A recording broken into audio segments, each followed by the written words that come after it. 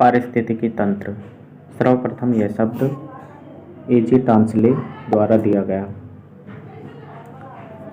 पर्यावरण तथा उसके जैविक और अजैविक घटकों के बीच अंतःक्रिया से निर्मित तंत्र ही पारिस्थितिकी तंत्र कहलाता है। जैविक घटकों के अंतर्गत पेड़ पौधे, जानवर, पक्षी, सूक्ष्मजीव और यहाँ तक कि जीवाणु विषाणु भी शामिल किए जाते हैं।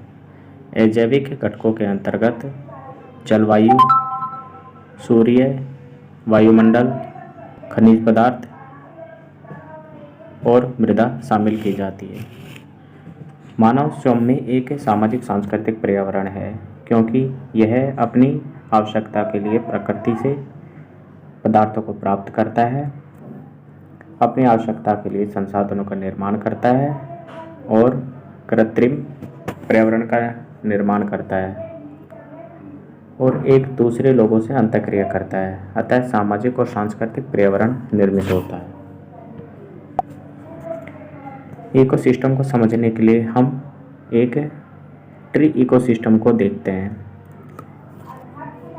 एक ट्री के लिए, पेड़ के लिए सूर्य की ऊर्जा प्राथमिक होती है। इसके द्वारा ही वह अपनी सभी आवश्यकताओं की पूर्ति करता है। भोजन निर्माण के क्रम में सूर्य से प्राप्त ऊर्जा के अलावा वायुमंडल से कार्बन डाइऑक्साइड लेता है तथा ऑक्सीजन को छोड़ता है।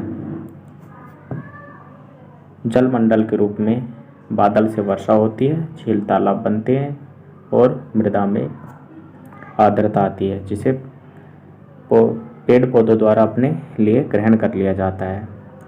मृदा में उपस्थित सूक्ष्म जीव जो जैव अपघटक के रूप में कार्य करते हैं और सड़े पदार्थों को उनके मौलिक खनिज तत्वों जैसे carbon, nitrogen, oxygen, boron, sulphur, phosphorus आदि में तोड़ देते हैं।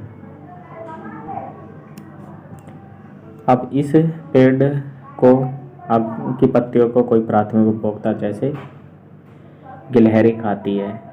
अब इस प्राथमिक उपभोक्ता को कोई द्वितीयक उपभोक्ता जैसे भेड़िया खा लेता है। यह क्रम उत्पादक से लेकर उपभोक्ता होता हुआ प्राथमिक, द्वितीयक, तृतीयक उपभोक्ता और अंतिम उपभोक्ता तक जाता है और यह साइकिल 4 या 5 क्रम के रूप में चलती है। मानव एक सर्वाहारी है, वह शाकाहारी और मांसाहारी दोनों तरीके से कार्य करता है और खाद्य श्रृंखला के सर्वोच्च स्तर पर होता है। Thank you.